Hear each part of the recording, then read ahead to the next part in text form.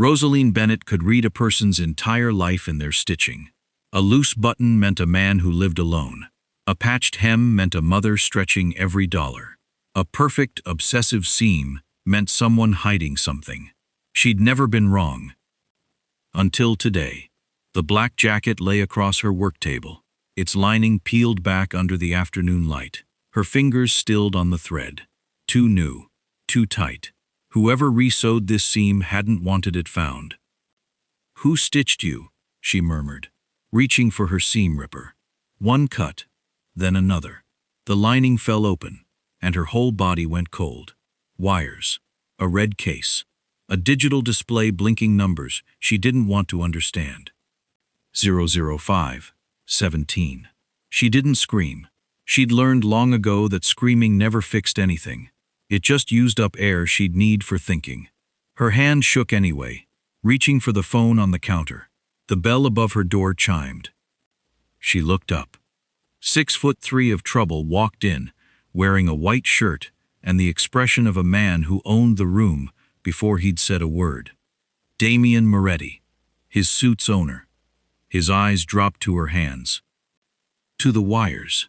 To the timer. Something shifted behind his gaze. Not fear. Recognition.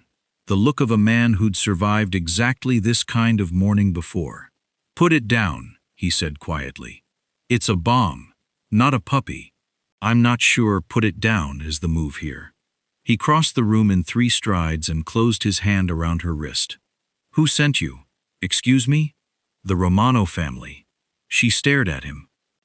"If I were trying to kill you, this is genuinely the worst customer service complaint I've ever received." The timer beeped. 00058. Damien looked at the countdown, then at Rosaline, and whispered the one sentence that made her blood run colder than the bomb itself. "We're already too late. If you love a heroine who stares down danger with a smart mouth instead of a scream, hit subscribe, because this story only gets more dangerous from here. And tell me, if you found something hidden inside a customer's jacket, would you call it in immediately? Or would curiosity get the better of you first, just like it did for Rosaline? Comment curiosity if you already know exactly which one you'd be. Now, let's go back to the beginning and find out how Rosaline Bennett ended up holding a bomb in the first place. The bell above Bennett Bespoke Tailoring had a crack in it, which meant it didn't chime so much as wheeze, a sound Rosaline Bennett had grown fond of over 6 years, the way you grow fond of anything that still shows up for work every day. She looked up from the wedding gown pinned across her mannequin, pins clenched between her lips like a woman who'd long ago stopped being afraid of swallowing one. A man filled the doorway, not just tall, engineered. Dark hair combed back with the kind of precision that suggested either military discipline or an assistant who valued their job. A black suit jacket draped over one arm, torn along the shoulder seam. "I need this repaired," he said, in the tone of a man who did not typically need to ask for things. Rosaline pulled the pins from her mouth one at a time, unhurried. "Good afternoon to you too." His jaw tightened, almost imperceptibly. "It's urgent." Everything's urgent to men who wait until the fabric's already torn. She set down her shears and crossed to him, holding out a hand for the jacket. "Let's see the damage." He didn't hand it over immediately. His eyes moved across the shop first. The bolts of fabric stacked to the ceiling, the half-finished gown, the framed photo of an older woman behind the register, cataloging the room the way some men cataloged exits. "You always inspect a tailor shop like you're casing it." That got something close to a flicker of amusement. He handed her the jacket. She turned it over in her hands, fingers finding the tear along the shoulder before her eyes did. Old habit. Her father used to say a good seamstress could dress a man blind, and Rosaline had never needed the joke explained. "Cheap thread," she said. "Somebody rushed this repair before." "I don't do cheap." "Then somebody working for you does." She glanced up. "Who's your tailor?" "Formerly a man named Castellano." A pause. "He's no longer available." Something in the way he said "no longer available" made the hair rise on her arms, though she couldn't have said why. She filed it away, the way she filed away everything, threads and details and small wrongnesses, and returned to the seam. I can have it ready tomorrow afternoon. I need it tonight. And I need 8 hours of sleep and a raise, so we're both disappointed. She smiled, sweet as sugared poison. Tomorrow. Take it or leave it, Mr. Moretti. He said it like it should mean something. It didn't. Not to her. She'd lived in this city her whole life and never once cared which powerful man owned which building, which restaurant, which silence. Well, Mr. Moretti, your jacket will be lonely tonight, but it'll survive. For a moment he only looked at her. Really looked, the way people rarely did anymore. Like he was trying to work out what kind of person wasn't afraid of him. You don't know who I am. I know you're a man who tore his jacket and is currently negotiating with a seamstress like it's a hostage situation. She draped the jacket over her arm. I promise, I have the upper hand here. You need me. I don't need you. Something shifted behind his eyes. Not anger. Almost. A smile. Gone before it fully arrived. Like he'd caught it doing something it wasn't supposed to. Tomorrow, then. Tomorrow. She watched him go, the bell wheezing its crooked farewell behind him, and told herself the flutter in her chest was caffeine. It wasn't. Morning came gray and quiet. The studio lit gold where the sun cut through dust motes over her work table. Rosaline liked mornings best. Before the phone rang, before the world remembered she existed. Just her coffee, and whatever garment needed saving that day.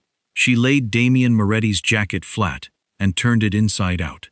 Her fingers moved along the lining before her eyes caught up, tracing seams the way a blind woman reads a face.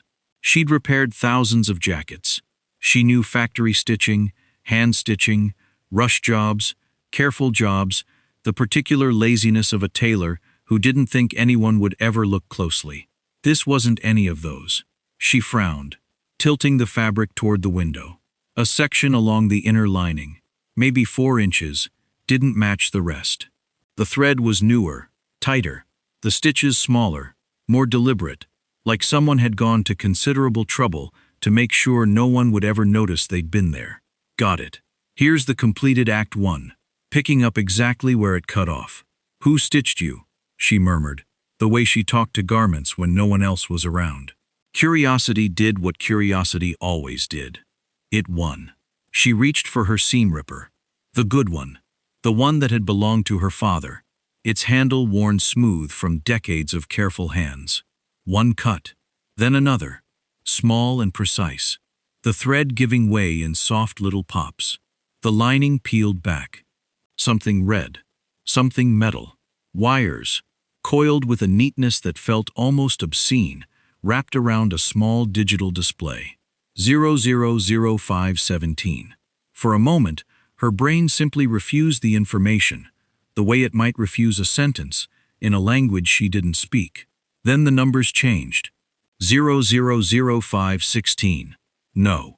The word came out smaller than she meant it to. She stumbled back a step, her hip catching the edge of her work table, spools of thread rolling and clattering to the floor. A bomb. Inside a man's jacket. Inside her shop. Her pulse roared in her ears. She looked at the door. She looked at her phone, sitting innocent and useless on the counter 6 feet away. 6 feet had never felt so far. Call the police. What do you even say? I found a bomb in a stranger's jacket. Please send someone before it explodes in my grandmother's shop. Her hand was shaking so badly she nearly dropped it. She forced herself to hold it steady, the way she'd once forced her hands steady over a groom's ruined tuxedo an hour before his wedding, telling herself panic never once threaded a needle. The bell wheezed. She looked up. Damien Moretti stood in the doorway, and for one full second, the world went perfectly, terribly still. Because his eyes had already found the device in her hands, and whatever crossed his face wasn't confusion. It was recognition. He crossed the room before she'd even finished registering he'd moved. One hand seized her wrist, slamming it flat against the work table hard enough that pain shot up to her elbow. His other hand hovered over the bomb, close but not touching, like he was calculating something she couldn't see. Who sent you?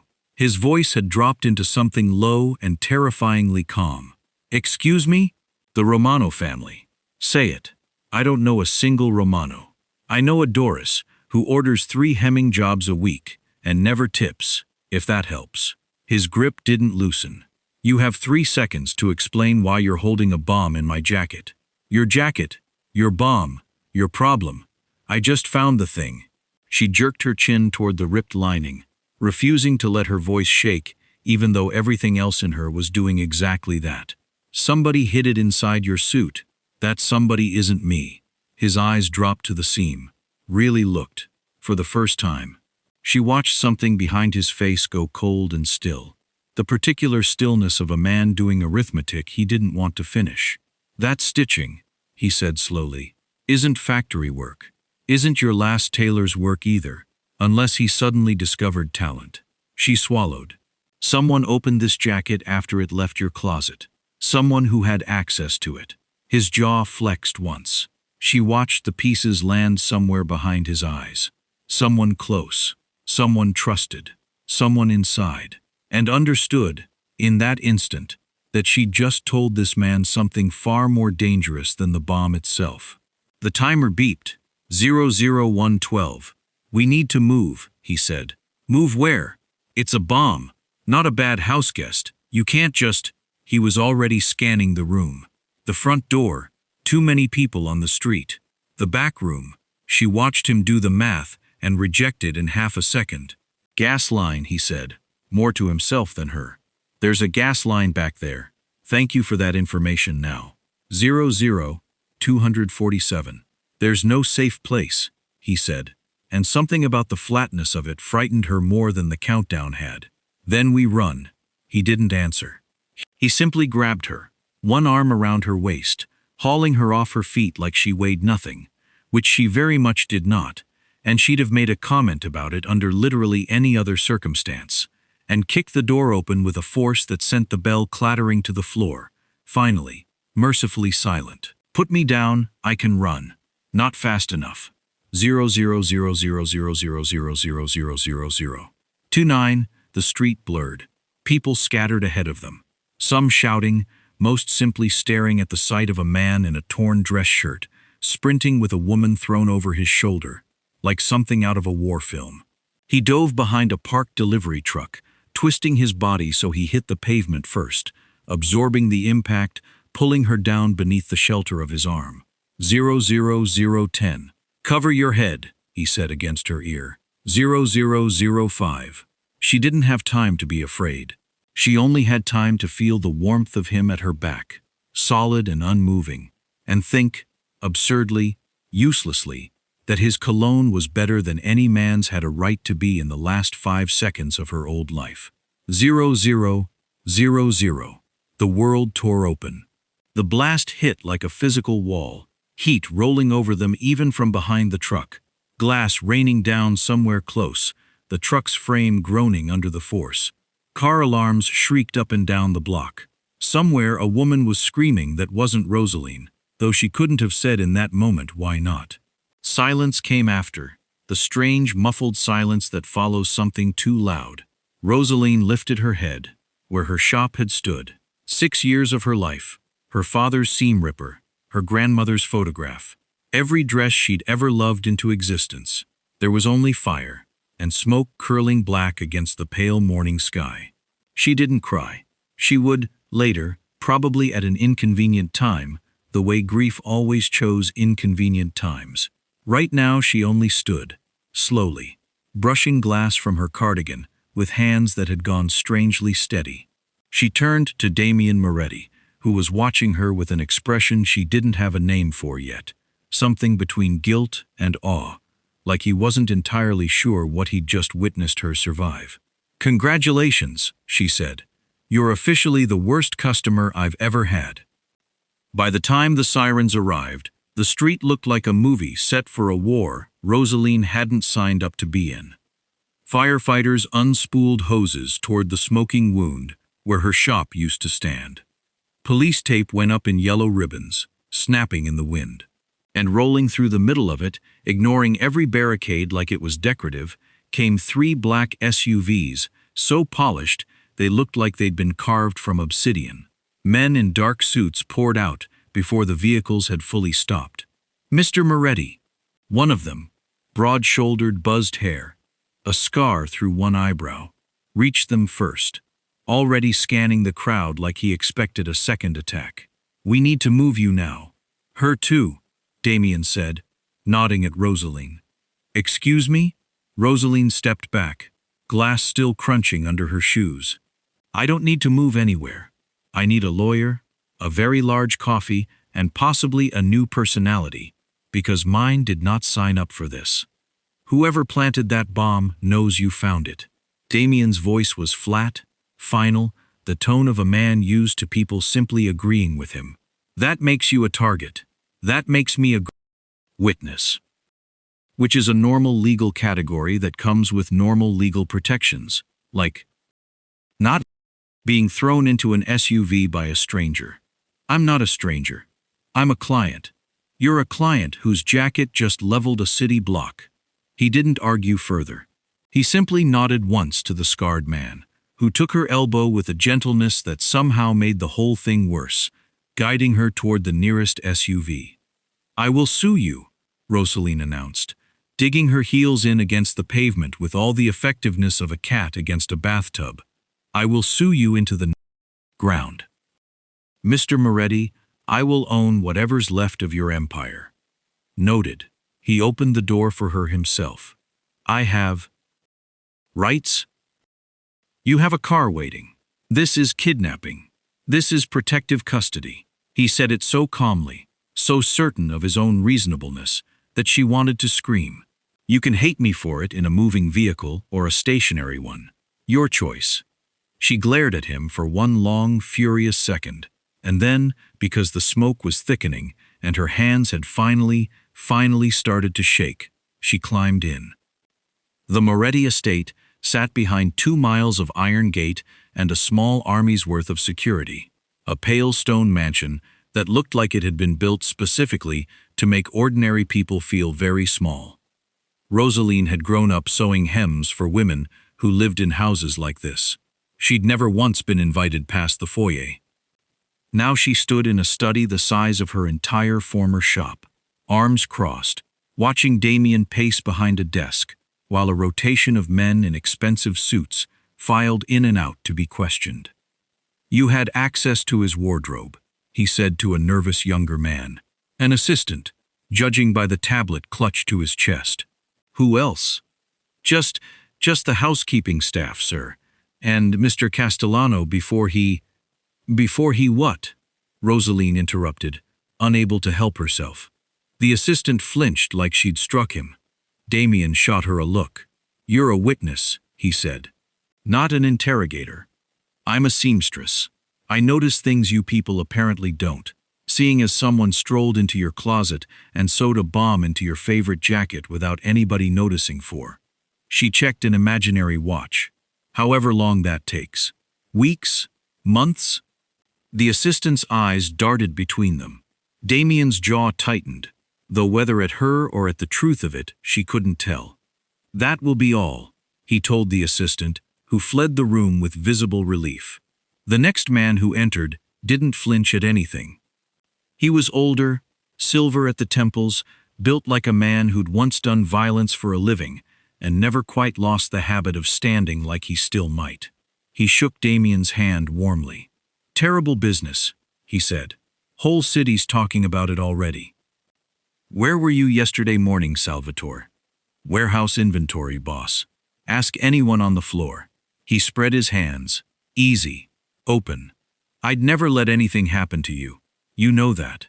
Damien nodded slowly, and Rosaline watched the tension in his shoulders ease by a fraction. She didn't relax at all. Something about the man's hands. He'd shaken Damien's with his right, but his left had drifted, just briefly, into his jacket pocket and back out, empty. A small, unconscious gesture people made when they were checking that something was still there. And his collar, pressed that morning, creased in exactly the wrong place for someone who'd genuinely spent the day hauling inventory boxes.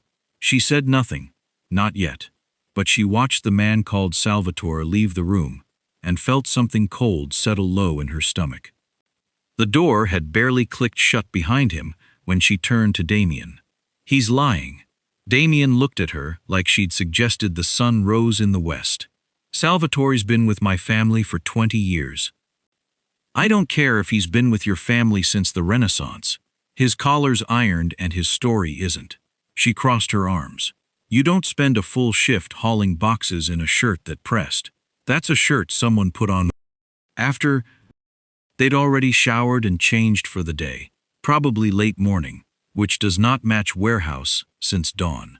You got that from his collar. I got that from 20 years of looking at people's clothes and knowing exactly what kind of day they actually had, regardless of what they tell me. She tilted her head. Also, his hand kept checking his pocket. People don't do that unless there's something in there they're nervous about.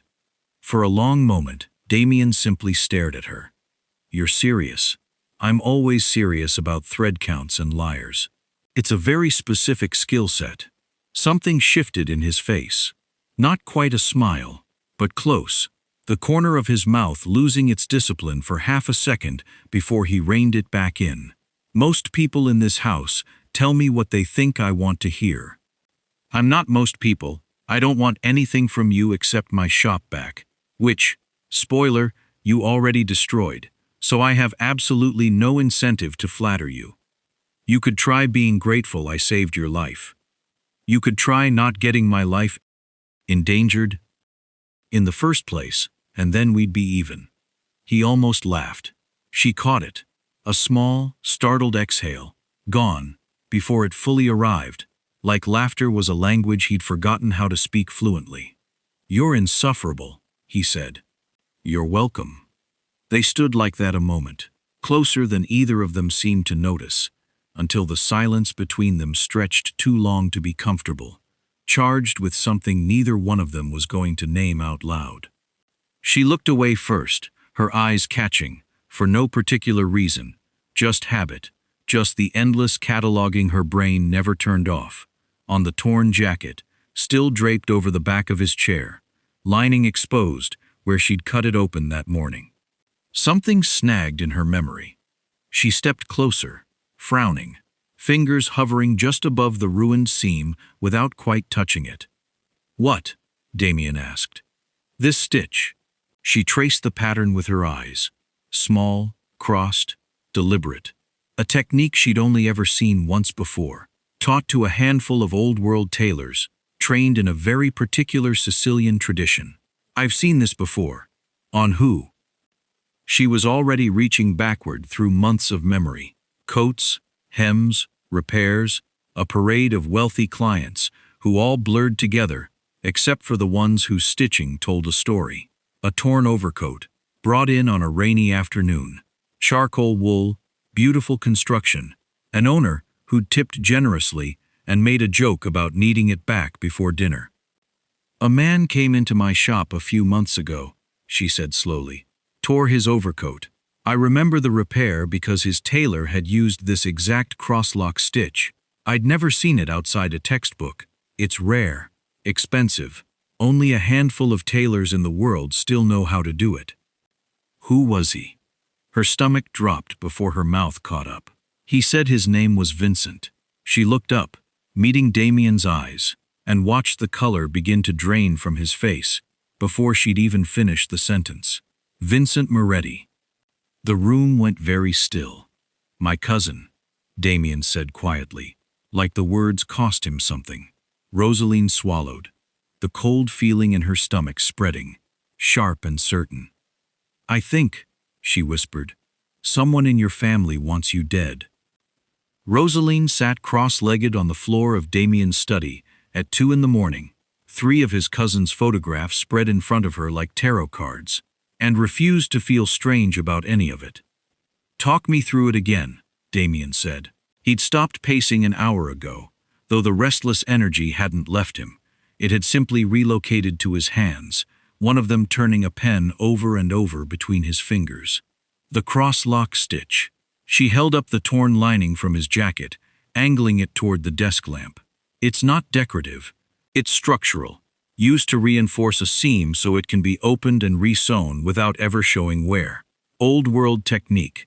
My grandmother taught it to me, and she learned it from a tailor in Palermo who taught maybe a dozen people in his whole career. And Vincent's coat. Same stitch, same tension, same hand. Honestly, the spacing between stitches is like a signature, and this one's identical. She set the lining down. Whoever fixed your jacket, fixed Vincent's coat. That's not a coincidence. That's a very small, very specific tailor who works for exactly one family. Damien's jaw worked. Castellano. Your last tailor. The one who's no longer available. She watched his face carefully. Where is he? Exactly. Dead. He said it without inflection, the way a man says a word he's already made peace with. 6 weeks ago. Car accident. I didn't think anything of it at the time. You should now. He was already moving, pulling his phone from his pocket, the pen abandoned on the desk. Luca, he said into it, low and urgent. Pull everything on Vincent's accounts. Every shell company, every transfer, going back a year. I want it by morning. Morning came with a folder 3 inches thick, and Luca de Luca, standing at attention, like the papers themselves might try to escape. Rosaline had met him twice now, and decided she liked him. Quiet, watchful, the kind of man who said 4 words when other men would have said 40, and made every one of them count. It's bad, Luca said, sliding the folder across the desk. Damien opened it. Rosaline, uninvited but unwilling to be left out, leaned over his shoulder anyway, ignoring the look he gave her.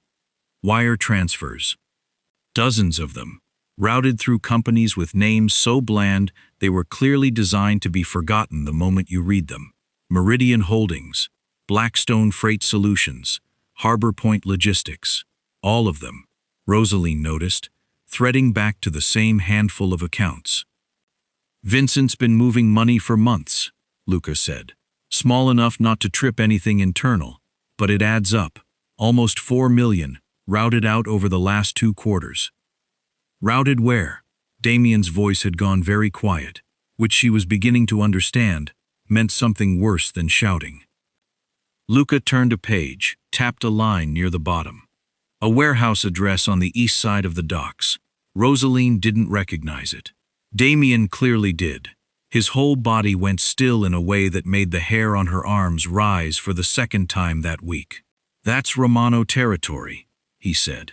Your family's oldest enemies, Rosaline said slowly, piecing it together even as she said it. Your cousin's been paying them, or being paid by them. Damien closed the folder, his knuckles white against the edge. Either way, he's been in bed with the one family that spent 30 years trying to burn mine to the ground. Rosaline watched something in him harden. Not just anger, something colder and more final. The look of a man recalculating every memory he had of someone he'd once trusted. There's a summit, he said abruptly. A what? A peace summit. I've spent the last year negotiating it. Every major family in the city, in one room, in 9 days. He looked up, and something in his expression made her stomach drop before he'd even finished the sentence. If Vincent wanted to kill me somewhere, it would look like the Romanos did it. Somewhere the blame would fall exactly where he needed it to. He stopped. Rosaline watched the realization land on his face like a physical blow. The bomb wasn't for the shop, he said quietly. It was never supposed to go off in your studio at all. Something must have triggered it early. Maybe you disturbing the seam, maybe a fault in the timer. It was built for the summit, for a room full of every boss in this city, all in one place, at exactly the moment my death would look like an act of war. The room went cold and silent. He wasn't just trying to kill you, Rosaline whispered. He was trying to start something a lot bigger. Vincent found out 3 hours later. Rosaline never learned exactly how. A leak somewhere in the house, a phone call intercepted, a guard paid to whisper, but she watched Damien's face change when Luca burst into the study without knocking, and she understood immediately that whatever quiet window they'd had to plan was already closing. He knows we're onto him, Luca said. 2 of his men left the estate an hour ago. Didn't clock out, didn't say where. Damien was already moving, pulling his jacket on, motioning for her to follow. We move now, If he thinks we're coming for him, he won't wait to strike first. Move where? Somewhere he can't reach you. They made it 3 blocks. The convoy, Damien's SUV flanked by 2 others, had barely cleared the estate gates when the first shots hit the lead vehicle's tires, the SUV lurching hard to the right, throwing Rosaline against her seatbelt so violently the air left her lungs. "Get down," Damien snapped, one hand shoving her head below the window as glass starred across the windshield. More gunfire, sparks off the SUV's armored frame. The driver swore, wrenched the wheel, and the whole vehicle screamed through a red light as 2 black cars fell in behind them, matching speed. "Who is that?" Rosaline shouted over the engine. "Vincent's men. Has to be."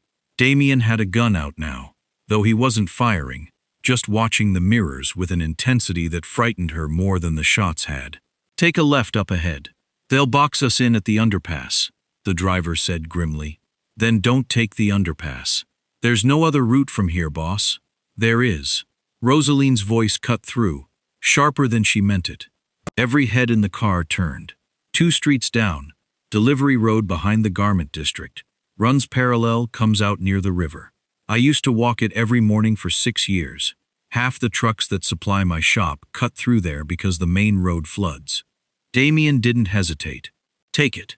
The driver swerved hard, engine screaming, and the SUV cut down an alley so narrow Rosaline was certain the mirrors would shear clean off.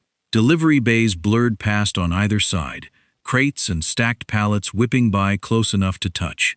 Behind them, one of the pursuing cars clipped a dumpster trying to follow, and spun out sideways, blocking the second car entirely.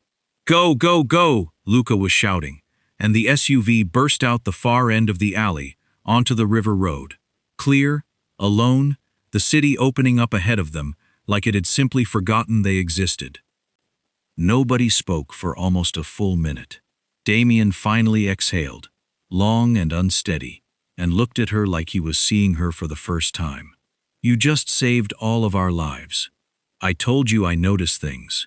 Her hands were shaking now that the adrenaline had nowhere left to go, and she pressed them flat against her knees to stop it. 6 years of walking that route, to buy fabric nobody else wanted to deliver to a shop that small. Turns out it was good for something besides bargain silk. It was good for a great deal more than that. His voice had lost its usual careful control, something rawer underneath it. "I've had men die on routes I planned myself. You found one in a city you weren't even trying to memorize. Don't get sentimental on me, Moretti." But her voice wavered, just slightly, betraying her. He reached over, slowly, like he expected her to pull away, and closed his hand around hers, where it sat trembling on her knee. He didn't say anything else. He didn't have to.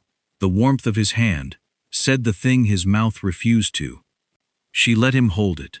They were 3 blocks from the estate when Luca's phone rang. He answered, listened, and his face went the color of ash. "What?" Damien said. Luca lowered the phone slowly. "It's Vincent. He's on every line in the house right now. Every guard, every captain, all at once." He swallowed. "He's not hiding anymore, boss. He just told the whole family the peace is over." Somewhere in the distance, faint but unmistakable, the first sounds of gunfire began echoing from the direction of the estate. Vincent Moretti had declared war. The estate looked different at night when it was under attack. Rosaline had spent 3 days memorizing its hallways, its staircases, the particular creak of the floorboard outside the kitchen. None of that had prepared her for the sight of it now. Floodlights cutting through smoke, gunfire echoing off stone like hail, the West Wing windows shattering one by one as bullets tore through curtains that cost more than her old shop's monthly rent. "Stay behind me," Damien said, already moving, gun drawn, pulling her by the wrist through a service hallway she hadn't known existed. "I'm not exactly trying to get in front of you." An explosion rocked the east side of the building, close enough that dust rained from the ceiling.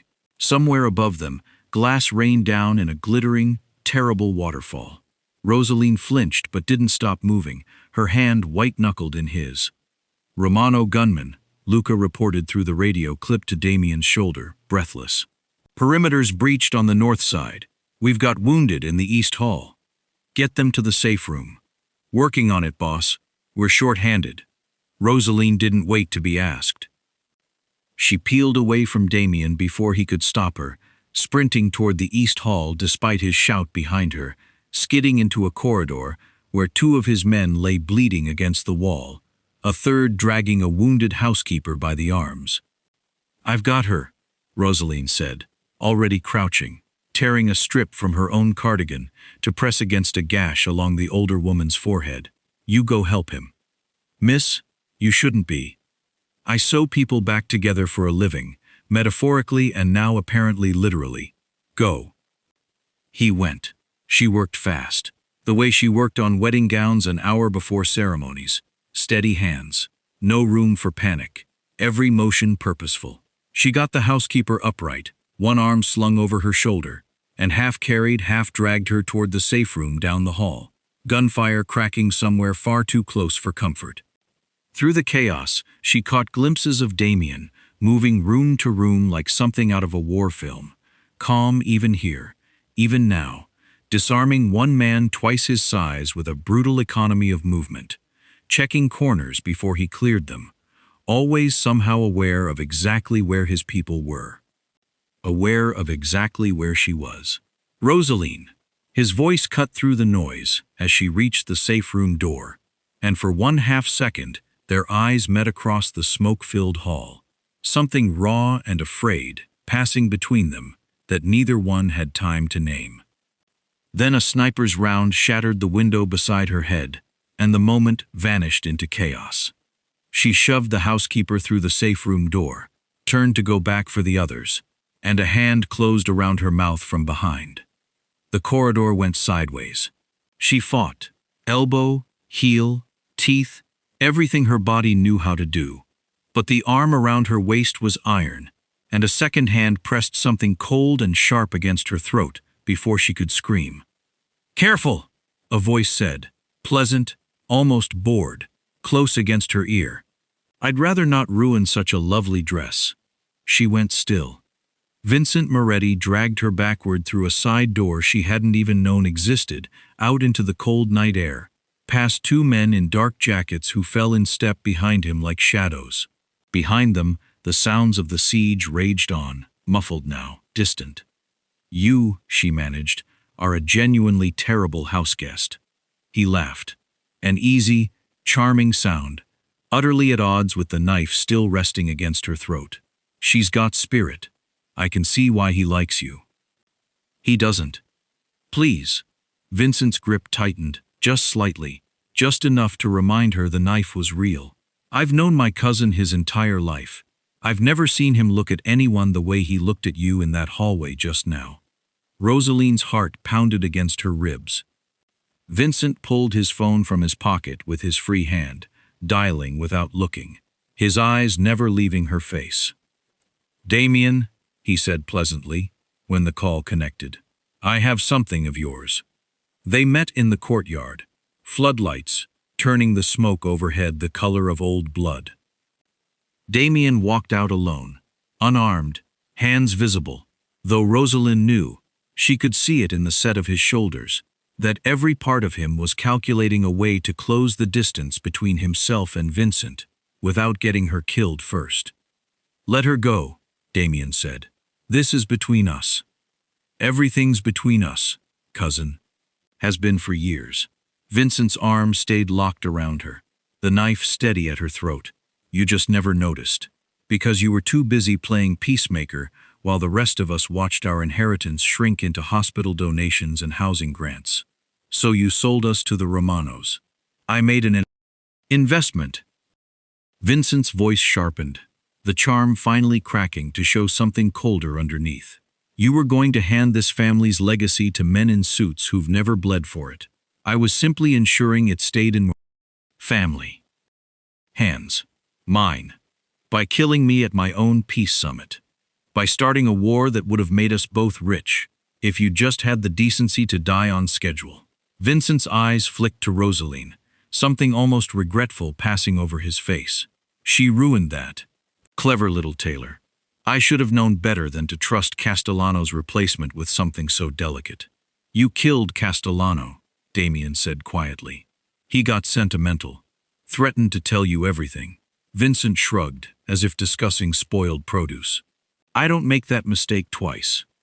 Damien's expression didn't change, but Rosaline, close enough now to see every flicker of him, watched something in his eyes go past anger into something colder and infinitely more dangerous.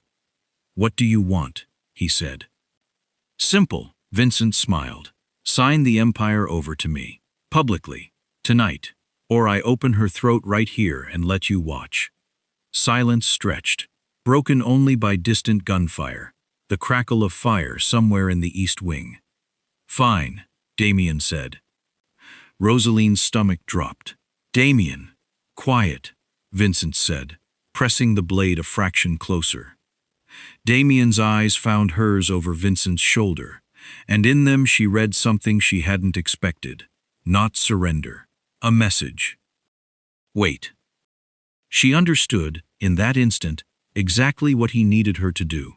Her sleeve still held the needle she always kept there, tucked into the cardigan's cuff, out of habit older than she could remember, a seamstress's version of a spare button. Slowly, carefully, she worked her fingers up into the fabric while Vincent's attention stayed locked on his cousin, savoring the moment, too pleased with himself to notice her hand moving at all. You always were sentimental, Vincent was saying. Papers are in my car. We'll do this properly, in front of witnesses, so there's no... She drove the needle into his forearm as hard as she could.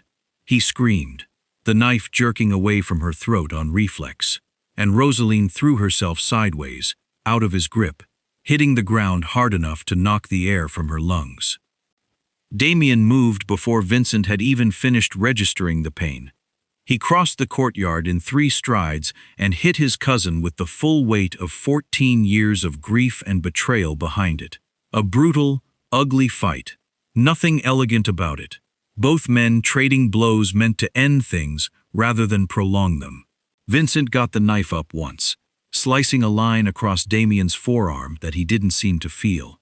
Damien answered by driving him back into the stone fountain hard enough to crack the basin.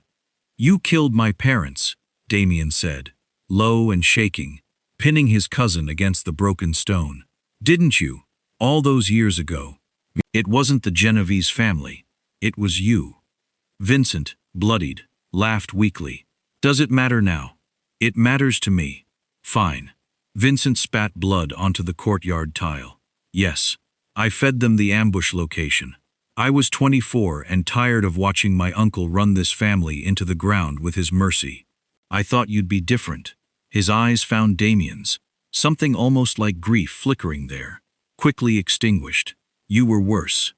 Damien's fist connected once more, and Vincent went still against the stone, unconscious, blood running from his split lip into the fountain's cracked basin. For a long moment, Damien simply knelt there, breathing hard, the fight draining out of him all at once, like something finally released. Rosaline crossed the courtyard, on unsteady legs, and knelt beside him.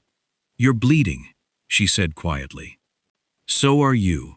His hand found her throat gently, checking the shallow line the knife had left, and something in his face cracked open, relief and fury and something achingly tender, all at once.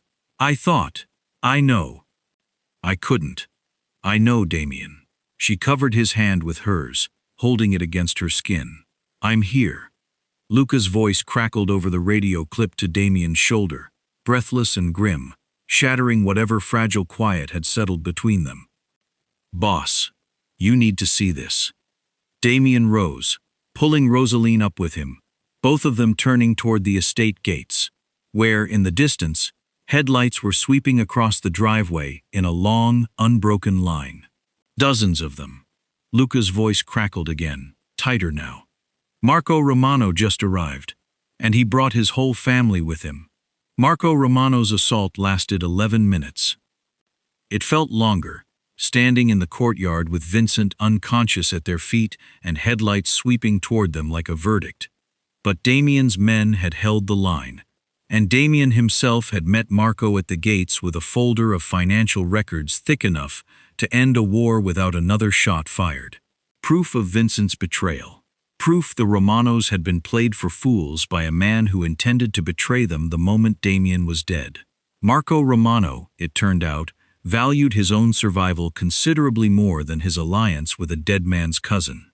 He took his men and left before sunrise, and by the following week, a fragile, wary peace had settled over the city, the kind built not on trust, but on mutual exhaustion. Vincent went to prison. The Moretti family, for the first time in 14 years, had no war left to fight. Rosaline didn't notice the pattern at first. A contractor showed up at her temporary apartment one Tuesday morning, clipboard in hand, asking about her preferences for a corner storefront on Bellamy Street, 3 times the size of her old shop, with floor-to-ceiling windows and a workroom big enough for a full staff. "I didn't order this," she told him. "No, ma'am, it's already paid for." She found Damien in his study that evening, arms crossed, waiting for the confrontation he clearly knew was coming. "You bought me a building. I rebuilt what was destroyed. That was not a building. That was an empire. There's a chandelier in the fitting room, Damien. You deserve a chandelier." She wanted to be angry. She tried, genuinely, to summon the sharp retort that usually came so easily, but something in his face stopped her. He wasn't looking at her like a man showing off his wealth. He was looking at her like a man quietly, desperately trying to fix something he knew could never truly be fixed. "This isn't about the shop," she said softly. "No," he admitted. "This is you apologizing. For all of it. The bomb. My grandmother's photograph. Every dress I ever made that's just ash now." Her voice caught. "You've been apologizing for months, and you never once said the word." "I don't know how to say it," he said, low, honest in a way she'd rarely heard from him. "I know how to fix things. I don't know how to say I'm sorry and have it mean enough." She crossed the room and took his hand, the same hand that had pinned her to a work table the day they met, that had pulled her behind a delivery truck seconds before an explosion, that had held her steady through a car chase and a knife at her throat. "Try," she said. He was quiet a long moment. "I'm sorry," he said finally, "for all of it. Except meeting you. I will never, not for one day of my life, be sorry for that." The walls that had stood between them for months, his caution, her grief, the particular fear of 2 people who'd both learned that trusting people got them hurt, simply weren't there anymore. She didn't remember closing the distance between them. She only remembered his hand cradling her jaw, gentle in a way nothing about him had ever been described as, and the soft, unhurried press of his mouth against hers, months of unspoken longing finally, quietly answered. 6 months later, in the middle of the new shop's opening night, surrounded by silk and candlelight and half the city's most powerful families pretending to admire her window displays, Damien Moretti went down on one knee in front of all of them. "Get up," Rosaline whispered, mortified, delighted, her whole body flushing red under the room's sudden, silent attention. Everyone staring. "Let them. Damien. You once told me I owed you a sewing machine." He produced a small velvet box from his jacket. The same jacket, she realized with a jolt, cut from the same charcoal fabric as the one that had started all of this. Though this one, she was quite sure, had been thoroughly checked for hidden seams. This felt like a more permanent solution. The ring caught the candlelight, and somewhere behind her, Ellie Bennett, 82 now, sharp as ever, invited to sit in the shop's place of honor, made a sound that was somewhere between a laugh and a sob. "You still owe me a sewing machine," Rosaline said, because some habits died harder than others. Even now, even with her heart hammering so hard she was sure the whole room could hear it. "Duly noted. You blew up my shop. I'm aware. You kidnapped me. Repeatedly. For your safety. You're a nightmare. Rosaline." His voice softened, all the teasing falling away, leaving only the raw, unguarded truth of a man who'd spent 14 years believing love made people vulnerable, and had finally decided he didn't care. "Marry me." She was smiling too hard to speak for a moment, tears blurring the candlelight into something soft and gold. "Yes," she said. "Obviously, yes. You absolute disaster." The room erupted. Ellie was already crying openly. Luca, standing near the door, with the particular satisfaction of a man who'd called this months before, either of them admitted it, allowed himself the smallest of smiles. They married on a bright autumn afternoon in the estate's restored courtyard, the same fountain Vincent had bled into, now scrubbed clean and filled with white roses, as if the stone itself had agreed to forget. Rosaline wore a gown she'd designed and sewn herself, every stitch deliberate, every seam a small, private act of reclaiming a life someone had once tried to take from her. Damien watched her walk toward him like a man who still, after everything, couldn't quite believe his luck. The vows were short, the kiss was not. By the time the reception wound down, string lights glowing gold against the evening sky, the two of them slipped toward the estate's front steps, hand in hand, exhausted in the particular, happy way that came only after a day too full of joy to properly hold. A courier stood waiting by the door. "Package for the happy couple," he said, offering a long garment box tied with black ribbon. "No return address." Rosaline frowned, setting it on the hall table, untying the ribbon out of habit more than suspicion. Inside, folded in crisp black tissue, lay a suit, beautifully tailored, expensive fabric, the kind of construction that spoke of a master's hand. Her fingers found the lining before her mind caught up, tracing a seam near the collar that made her breath catch. A stitch she'd never seen before, not the cross-lock pattern Vincent's tailor had used, something different, something new, and unmistakably, deliberately, just as hidden. Tucked into the fold of the lining, a small folded note. Damien took it from her trembling fingers and read it aloud, his voice going low and careful. "You stopped one traitor, but you never found the one who taught him." The string lights flickered gently overhead. Somewhere behind them, laughter and music still drifted from the reception, warm and unaware. Damien looked at Rosaline. Rosaline looked at the suit, and the seam, and the small dark promise stitched into its lining. "Well," she said quietly, "I suppose we're not done yet." The note fluttered in Damien's hand, and for a long moment, neither of them said anything at all, because they both knew what it meant. Vincent hadn't built that stitch. Vincent hadn't taught himself to hide a bomb inside a seam no one would ever think to check. Someone had trained him. Someone was still out there. And somewhere in this city, a tailor far more dangerous than Castellano ever was, had just sent Rosaline Bennett a very personal invitation. If you want to find out who's really been pulling the threads all along, Part 2 is already waiting for you. Links in the description below. Go find out how deep this really goes.